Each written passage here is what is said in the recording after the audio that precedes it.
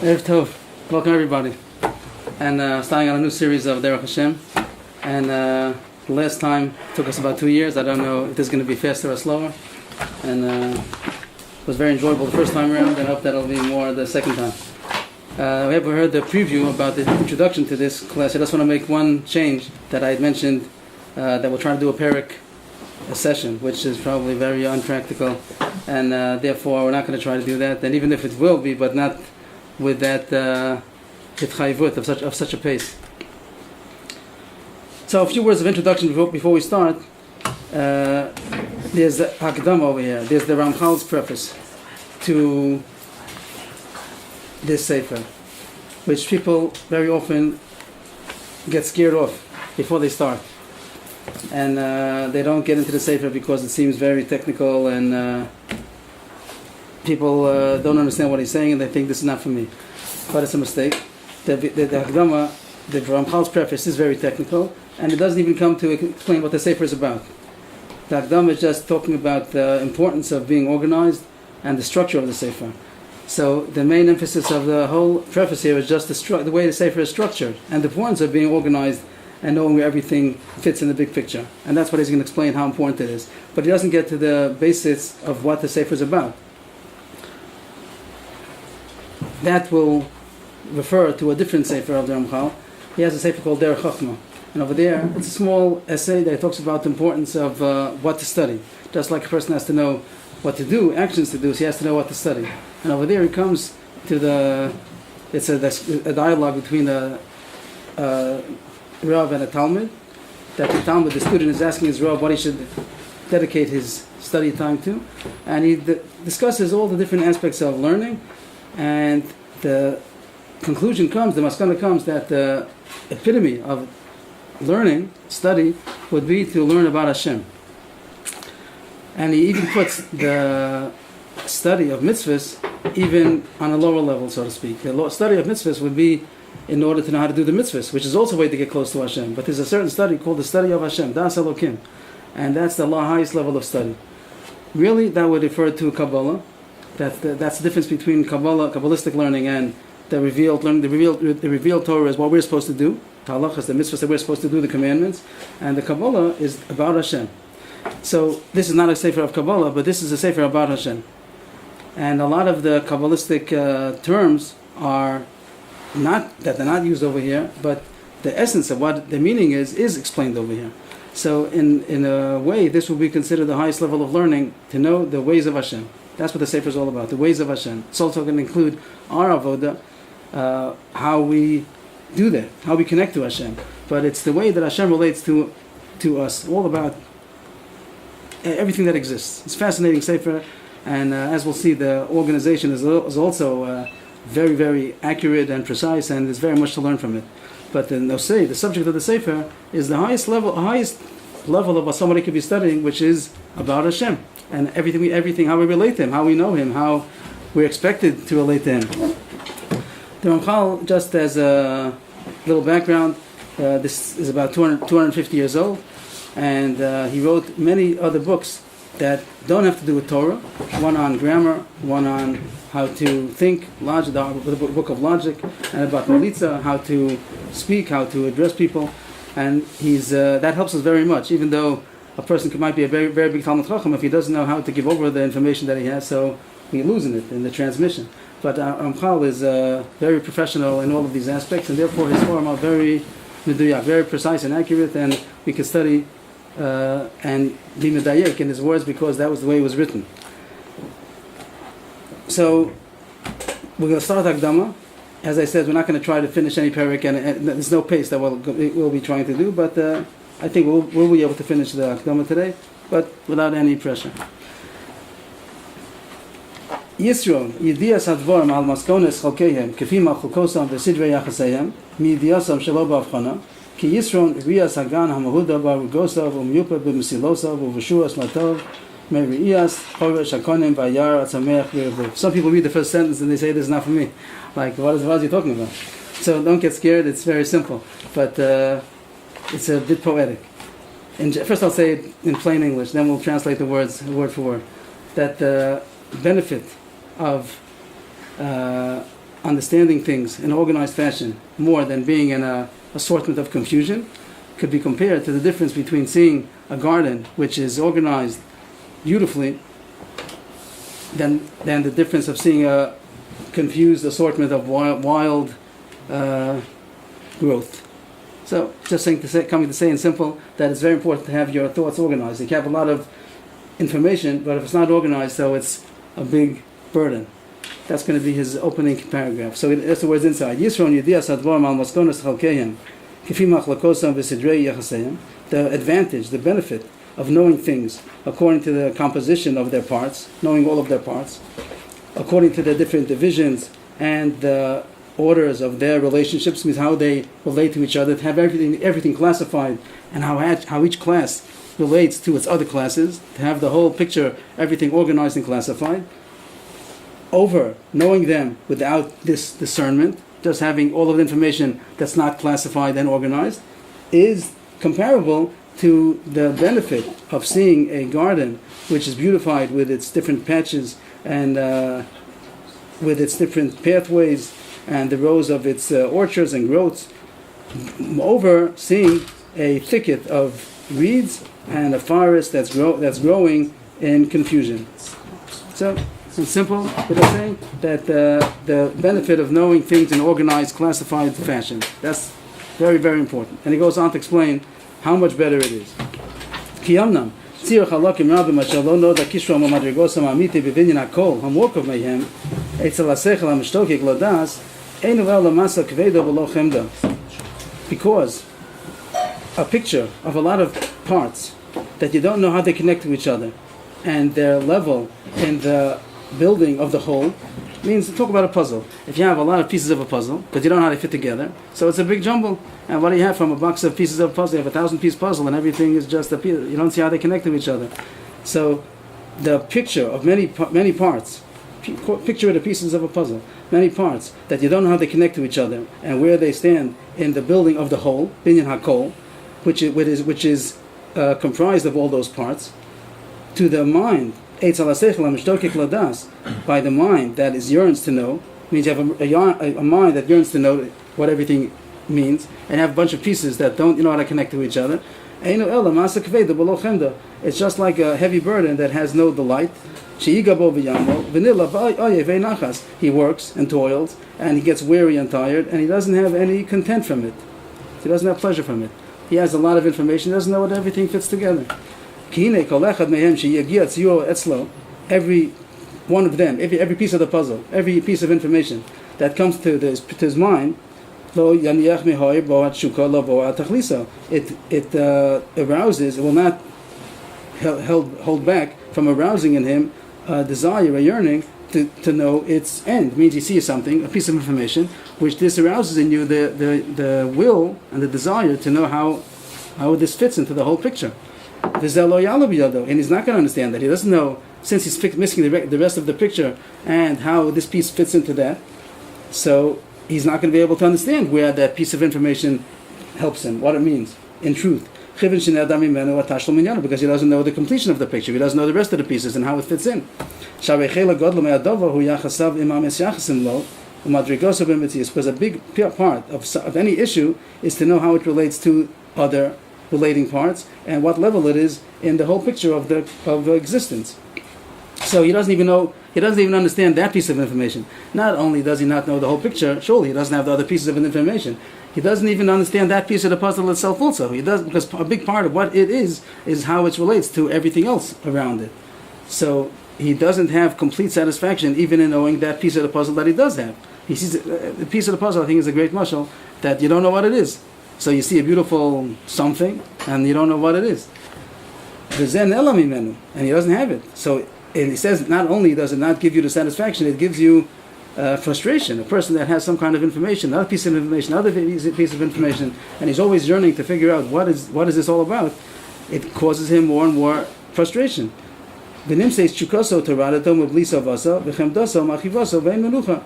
that causes, the result is that his yearning is going to trouble him without satisfaction, and his delight is going to pain him. It means even though he had some information, it should be something which should cause him delight, but on the contrary, it causes him pain and no repose. That's all about a person who has a lot of information without knowing how they fit to each other. But not so a person who knows everything in its proper place. When the subject becomes revealed to him clearly, as it's supposed to be, with all the different relating parts, he gets more and more wise as he turns into the subject, deeper and deeper, and he can delight and enjoy the beauty of its works. Okay, this is the importance of, it doesn't have to be a Torah subject, this is any subject, that any time you have information and you don't know how everything fits together, so you're frustrated. And if you know everything, how it would fit into each other, that would cause you enjoyment to understand the Chachma that you're studying. He's not even talking about the accuracy of the Chachma that you have, just the enjoyment, that's the delight of the Chachma alone. And he says you wouldn't enjoy it, and this way you will enjoy it. That's his first opening sentence. So he's inviting everybody to how he's going to discuss his Sefer. His Sefer is going to be very structured. So now he's going to say what is the proper way to analyze the subject. The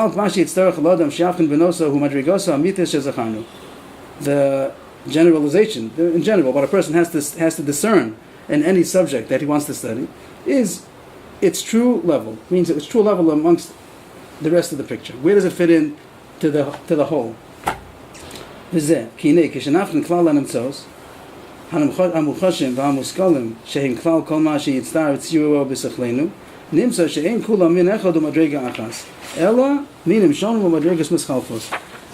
everything is different. Everything that we're going to be studying, every issue, not that we're going to be studying, but he's talking about everything in the world, everything in the Metzius, everything in existence. They're not all the same. Everything is on different levels. And he says, just to say the words and translate the words literally, when we discern everything that exists, anything that exists, when he says existence, he means everything, not only the universe, everything's beyond the universe. God is also going to be included in the term of existence, even though we'll see there's a big difference between God's existence and everything else. But when he says everything that exists, it means everything that exists. So if you look at everything that exists, which includes Hamuchashim v'Hamuskalim, Shein Klal Kol Ma Sheyitzta Yitzir B'Sechlenu, that would include both the tangible things that exist and the conceptual things that exist. That's everything that a person could comprehend. He put two categories. If this is the people if you're familiar with Higayon, with the art of logic, so he speaks about these words right in the beginning of the book. Sefer Higayon. So everything is divided into Muchash and Muskal. It means either it's a tangible or it's something which is not tangible, but it's conceptual. And when you study a subject, you could talk about it as a tangible subject, something which is Muchash, and something which is not Muchash, but it's Muskal. It's something, a concept. You could talk about a concept the same way you talk about a physical item. So if you discern, if you want to study anything that exists, which includes both tangible and conceptual, you'll see that they're not all the same type and the same level. Different types and various levels. And the same, as they vary in type, also they're going to vary in their nature and in their laws, their essence. That is going to force us to discern between them in our mind when we're studying something, to understand which level it is, what are the laws of its nature, what's its essence. In order to be able to perceive them each one according to its nature. To understand each thing properly, you have to know what it is. And now he's going to give a paragraph or so to explain what are the main issues you have to study when you discern something. Again, this is all not Torah, this is all logic. How to analyze a subject, whichever subject you're analyzing. But he's bring this as an introduction because in this Sefer, his main point of the structure of the Sefer is going to be to put everything in its right place. And that's going to help us to understand everything much better. The main types, the main levels and types that exist are 8. 8 subjects that a person should analyze when he should discern when he wants to analyze a subject. That has to be discerned in any subject and to know what category it goes under. What is it? And here are the 8, very short. Hakol v'chelek, haklal v'prat, hasiba v'mesuvav, hanose v'maschaber. There are 4 groups times 2. Each one has divided into 2 parts. Some of them are related. They're all related, opposites even. And those are the 8 subjects a person should discuss. Hakol v'chelek means the whole and the part. A whole and a part. So if you have a table, the table as a whole is called a table. And if you take it apart to all of its different parts, so you'll have the legs, the board on top, the screws, whatever might be included in that. Whenever you talk about a whole, you can talk about its parts. Every whole is comprised of many parts. That's one subject, or that's two subjects already. Hakol v'achelek. The second one is aklal v'aprat, the generality and the particulars. If you talk about, these are really conceptual. When you talk about a klal and a prat, it's not something physical. When you talk about a kol and a chelek, a whole and a part, so everything has to have a whole and a part. You could have, we spoke about a table, you could talk about anything, a school, a building, a human being, everything, a book. It has the whole and the parts. A minyan, right? You have a minyan that has 10 people, that's a minyan, that's a whole. And it's made up of many parts, 10 individuals. A klal v'aprat is something which is more conceptual when you want to talk about a generality. Let's say you talk about living things, living beings. So living beings would include humans, animals, fish, birds.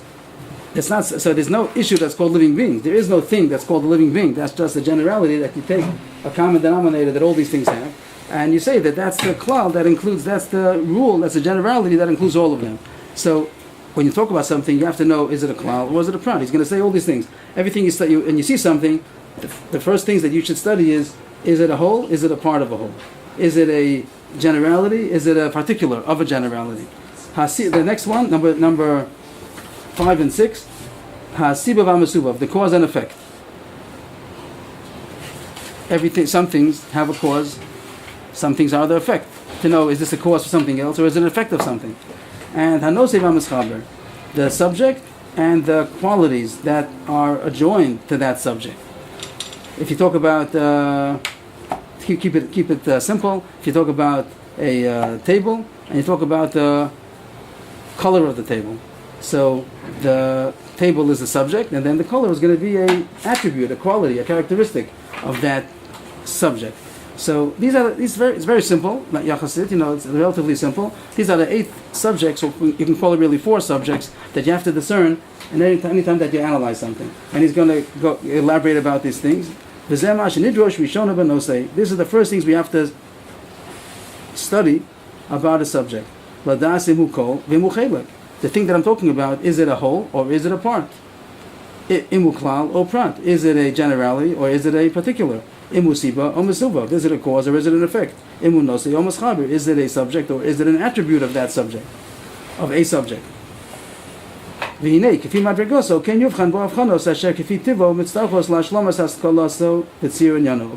the nature of what it is, so it's going to demand other analysis to fill the picture. You're missing information. You have a certain part of the information, so you have to know the rest of the information. Like I said before, that it's a piece of a puzzle. You have to know how it connects to everything else. So he explains himself.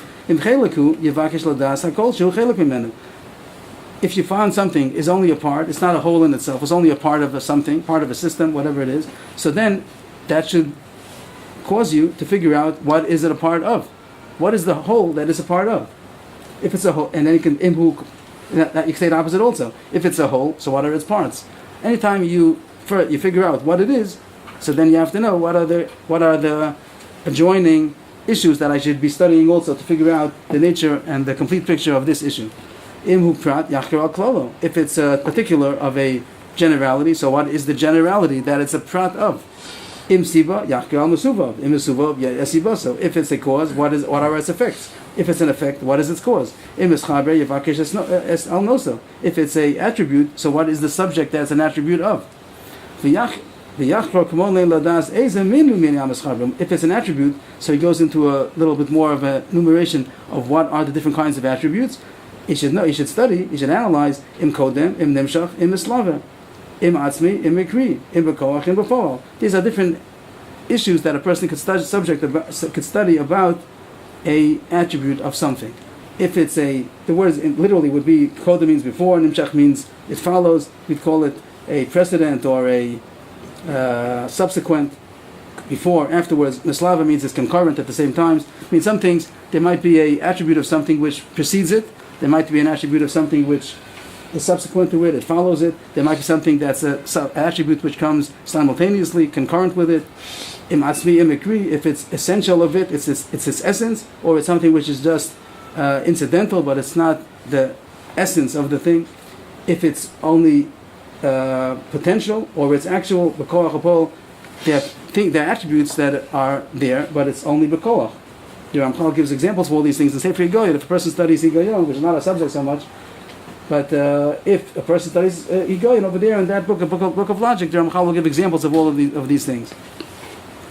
He says a person could write. We say a person could write. A person writes. Adam kosev, a person is a writer. So he's not writing right now. You're saying that man can write. Kotev, Adam kotev. That means that it's potential. You can talk about a person who's actually writing. He's actually writing right now. Just to say that a person has the ability to write doesn't mean that he's writing right now. Any sentence that you say, you have to discern, what do I mean to say? When I say man writes, man thinks, man laughs, what does that mean? Does it mean that he's doing it right now? Does it mean that laughter is going to be something which is essential to man, or is it incidental to man? Is it a quality that only man has, or that others also have it? To take a subject and analyze it to all of its possibilities. The Ramchal here only lists 8. In the Sefer Higoyin he says there are 21. There are 21 aspects that, like the key words of logic. He doesn't say that. He says the main points are 8, and you want to study a subject. You need to be one of 8 things. It can have all of them also, but you have to, when you study a subject, so analyze these questions. You have like a list of questions when you want to analyze something, and you want to be mitbonen, you want to contemplate on something, you want to analyze it. So what are the issues that I should think about in order to study it, to understand it? So he says these are the main 8 subjects that you should start opening the subject to see if you know the answers. And then it'll lead you on to understand more things. If anybody's bored at this point, it's okay. Because he's just telling you what the structure of the Sefer is. It's not the essence of the Sefer. So don't What's go away. What's an example of something that we're thinking about that has 8 parts? If you want to study a subject, you want to make a composition about what a yeshiva is. So take it away. Take the subject and try it right on the top of yeshiva, and then make a list. Really, there are 21 questions to answer. If you want to really get all the aspects that you could talk about what it is. You want to talk about a shoe, you would also put the 21 aspects. It's a question. It's a way of analysis, how to organize something. It could be nowadays people might organize the thoughts a bit differently than the Ramchal did. It's not Torah. This is just plain logic. He says in another book he got some of the things from the Goyim also. Aristotle had Rambam used the things also. It's the art of logic. It's not a Jewish thing. It's a human thing that Hashem made. The Jews will use the logic in order to get Torah from it and true understanding. But whatever you want to study, whenever you want to analyze something, so there's a logical way to analyze it. These 8 things yes. are 8 things that are necessary to understand, to do in order to not to do, to understand the subject. You want to analyze the subject, so he tells you make a list of these things to understand it fully. Or else and that's you're not something which is just has to do with logic. Yeah, that's all. And he's going to say, he's going to also have. Yes, if someone wants to analyze the subject, so this is the steps you should go through in order to analyze that issue. And he's just telling you that it's very important to have this. If you only have part of the picture, you don't understand really your subject, then you're going to be frustrated because of the confusion that leaves you, that you don't really understand it. Velakol yizbonein al teva ha'inyan ladasim hu muchlot ha'mugbal. I don't know if he means to say over everything, the most important thing, or on everything. He should contemplate on the issue that he's studying, if it's a absolute or it's a limited. It means you might think something is true, and you take it as an absolute statement, and it's not absolute. It's a truth, but it only is true under certain circumstances. We had this recently, and we spoke about Mamar Halagados and Mamar Ikarim, that many Gemaras are like that you had a contradiction between 2 statements because you thought each one was absolute, and then you found out, no, this is talking about such a case, this is talking about such a case. The statement is true in a limited sense. So whenever you study about something, and you have a concept or some truth, you have to realize, is it an absolute statement that's across the board is true, or under certain circumstances, only within its limitations. If it's a limited truth, so then investigate what are its limitations.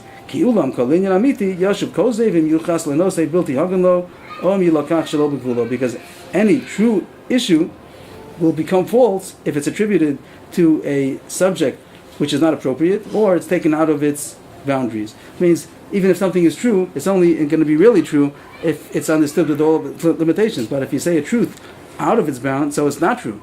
So it's not enough to say that this thing is true. It's only true if you know it within the boundaries that it was meant. I hope everybody's still with me because it's not yet Derech Hashem. But many people skip it because people get turned off. But if it's boring to you, just hold on. Just to understand, so how do I apply? Let's say we're talking about yeshiva. How do I apply? So they'll take another course, of how to analyze it. They'll take yeshiva. What is a yeshiva? Is a yeshiva a whole or it's a part? Is it true in its boundary? What does that mean? You'll say that a yeshiva. If you're going to say that a yeshiva is the best place to be. So if someone will take it as an absolute, so that means he doesn't go home. So we tell him, no, we didn't mean that. We meant that it's the best place that you should spend your day. But at home, at night, go home. Or whatever others find. But the person will say, Shiva's the best place, so I'm not going to make parnasa. Shiva's the best place. So we say, we didn't mean that. We meant you should take out parnasa also. Then he says, Shiva's the best place to be, so I'm not going to go to eat. No, you must eat also. Like, they take it into its boundary. Is it for everybody also? Depends where, what, when. Understand all of the boundaries of that issue. Now he's going to go into another next subject, that the difference between knowing klalim and pratim, to know generalities and to know details. He's not going back to the subject he said before, klal prat. That was only. I'm scared people are going to get bored, and then I'm not going to have anybody to talk to. So let's just finish the subject, and then afterwards we can talk about more details because you are interested in it. I wanted to know this. Okay, so it's a different subject. I would refer to Sefer Higayon, the book of logic. There's also the book of reasoning. They have English translations also, and it's a study. Nowadays they don't teach too much in school. Right. It used to be in the universities, but they got out of style to be logical. People are not logical anymore. But they used to be in universities. They used to teach this. But if you want to think logically, so there's a study. It's a full study. There's a whole book on it. Sefer Higayon. I'm Paul himself wrote it. It's a book that you're allowed to use. It's not the Torah. You don't say Preface when you read it. It's not Kodesh. So now he's going to say that even if you have a lot of information, there's another rule, that it's not enough to have pieces of information, because even if they're all true, it's hard to hold on. The pieces of information as individual issues is too hard to encompass. You can't control and hold on to many pieces of information. You have to have categories in order to hold on to the details. Nowadays everything's on computer, so we don't see the physical. Even though the computer you need it. Computer also. If a person is going to have no files, no folders, just documents, so he has hundreds and hundreds of documents. So he goes home to the computer, he's lost. In the olden days, you went to the doctor and he had a file cabinet and took out your folder and then took out your thing and then he found you. If you just go into the doctor's office and everything is one big pile of papers. So you can't. So it's very important to organize, to be able to hold on to the details through klalim. So this paragraph is going to say the importance of knowing klalim and not just pratim. The amount of details is enormous that man's intellect should be able to encompass them. It's not possible for man's mind to encompass so many details. It's impossible to know all of them. But what a person should exert himself is to know the generalities, the categories. Because every generality, every klal by its nature includes many details. If you comprehend, you perceive a certain klal, automatically you also by definition you already perceived a big number of details, even though you don't know them yet. Even if you don't discern them and you don't know that they're details of that klal, but they are. When each one of those details is going to arrive to him, it'll come to him, so he's going to realize that it's part of that klal. He'll know which category to put in. He has a room full of drawers, and now when a detail comes, he knows which drawer to put it into. He's very organized in his thinking. Let's say someone would know, about Balei Chaim. He gets a definition, he gets Hagdor, he gets a definition of what living things are. So he has a definition of living things. He knew about birds and animals. He never saw a fish before. And then he gets a fish. So he says, this is also a Balchai. He knew what a living thing is. He has a definition of what a Balchai. And he knew some of the details that it encompasses, but he didn't know all of them. And then he found them more. He said, there are humans, and there are fish, and there are birds and animals. Maybe he'll find another living being, maybe someplace out there. So if they'll come back from the moon and find something else which is living, so maybe they'll come out. This is also included in Balei Chaim. That's okay, but he has the category called Balei Chaim, living creatures. So that's the benefit of knowing klalim. You have categories like drawers that you're able to fill in with all the details. And when it comes to him, he'll know where to. He'll recognize it. Lo yaniach v'lakiroso chivin shekvar yadu etzlo heinyan hakloli. He'll recognize it because he knows the issue in general. Asher iyef shalahem heyos bilto, that those details, those particulars, would not be without that generality that they're part of. V'chein Amu Chazal brings a Gemara about this. Lo lam yu divrei Torah biyadecha klolim v'lo pratim. That divrei Torah should be in your hands, generalities and not just details. And it's not exactly a quote from the way he says Sifri Hazinu Lamed Beis Beis, but it's more or less what it says over there. And it's not only for divrei Torah. Here it's saying Eitzah for divrei Torah, but for any knowledge that you want to know. So it's advised that you should get the categories and then be able to hold on to as many details as you could put into those categories. And he's going to say that this book is going to be the generality. It's just going to be a book of klal. But then he says that you should realize when you learn a klal, you should discern the klal very, very intricately and precise. That you should study every word. If someone tells you a formula, which is telling you this is a formula for a klal, for a generality, so don't take it lightly, because even though, let's say someone has under his list of living creatures, he has humans and animals. That's all that list. That's all. But since the klal of living creatures is include fish and birds also, so the klal, the formula that's going to define what a living creature is not going to be something which is only limited to humans and animals. It has to be something which also includes birds and fish. So if he's going to say that it has legs, he didn't do a good job. It wasn't a good formula. So he has to make the formula has to be tailor-made to be able to fit all of the details that it's coming to include, and not more, not less. So he's saying if you're going to get a klal, if someone gave you a klal, someone gave you a formula for a generality, so study it precisely, and don't take it lightly. Take it. Each word was meant what it says. What you have to know about a klal is to know it in all of its boundaries and all of its aspects, to understand what was meant by the formula. There's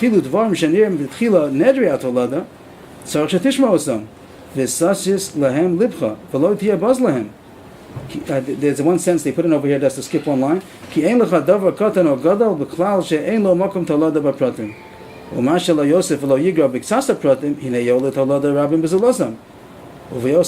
sorry, I'm reading on, but I'll come back. He says that you have to study the formula precisely, and even things that at first glance seem that it has no toladot, no repercussions, no ramifications, that's the word, thank you.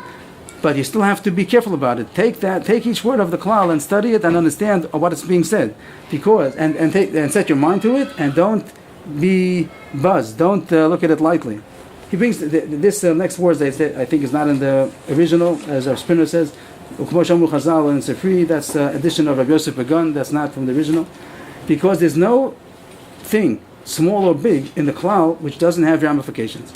Or else it wouldn't be there. If it wouldn't have ramifications, it wouldn't be right to put it in the formula of the klal. It has to have ramifications, even if the subject you're learning right now doesn't have any ramifications. But realize that it has.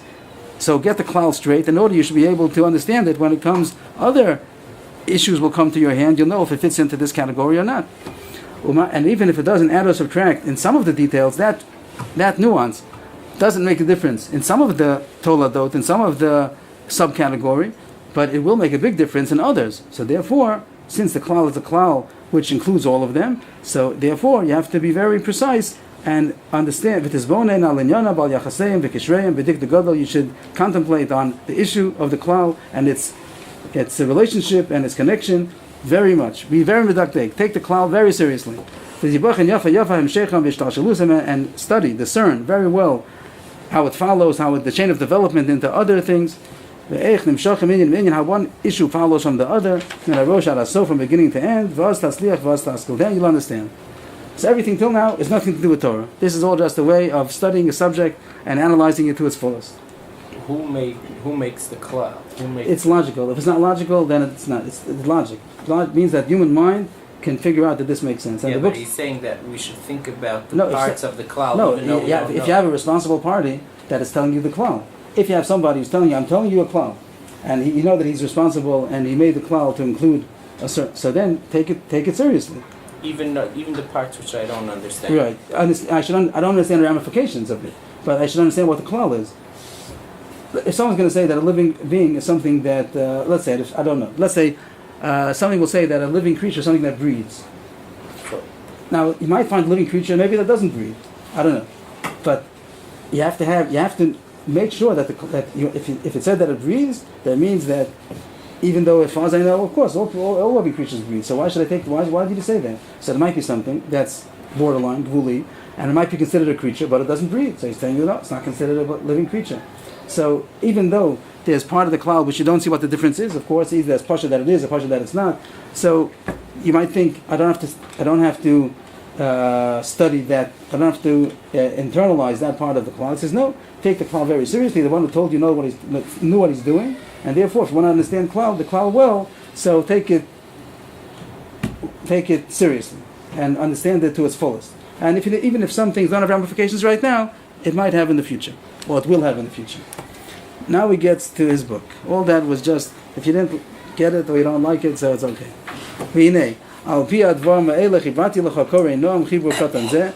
Based on these issues of structure, of logic, I composed, dear reader, this small composition. Now he gets what the book is all about. And my intention with this book was to set before you the rule, klale, like he said, these are the klalim. He's not going to say he's going to have all the details over here. It's a small book. But I'm going to include over here all of the generalities of Emunah and Avoda. Al-Buryam, clearly. I think the word Buryam is clearly, or maybe the better translation of the word Buryam. Proper. So Emunah means what we know about Hashem. Yes? Bar. Clear. So Emunah of Avoda. Emunah means the things, what we know about Hashem, and Avoda means how we serve Hashem. So this is what the book is about. The Sefer Derech Hashem is to explain the klalim, which he explained what a klal is, and of Emunah and Avoda, those things that we know about Hashem and how we serve Him. In a way you'll be able to understand them well. And it'll be pictured in your mind a satisfactory picture, but without any confusion. And you'll see their roots and their branches, means how everything branches off. This is a branch, this is a root, it's a branch of this kind of a root, with the most possible clarity. He's saying that I explained it as clearly as can be. It'll become settled in your heart, and you'll be able to acquire it in your mind in the best of ways. I'm explaining it the best possible way that you could understand it. After that, once you know this Sefer, you'll be able to understand, to know knowledge of Hashem in all the parts of Torah and its commentaries. You'll be able to understand all of its secrets, according to how Hashem blesses you. It means it doesn't say if you know this, you know everything, but you have the keys. You have the keys and the introduction, the necessary preview in order to understand everything else in Torah. All different parts of Torah, not das Elokim.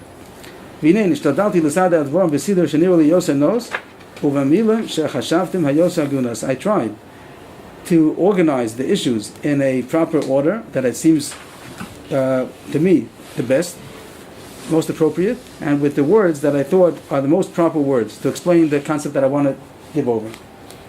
To give you a complete picture of the issues that I decided that were important to give over to you, to teach you. And therefore, dear reader, please take it seriously. I wrote it in a very exact way. Some writers will tell the reader, don't take it so seriously. I didn't mean it like that. Like you're going to didactic on every word that I said. Please, I didn't mean it like that. You're taking me out of bounds. But here, the writer is telling you, please do. Please be very particular and precise and intricate in all of your diyukim, and you made me medayek. You could ask why I use this word, why I didn't use another word, how the sentence structure, the order. I try to make it as appropriate and organized as possible. So please take it seriously and read it as I wrote it.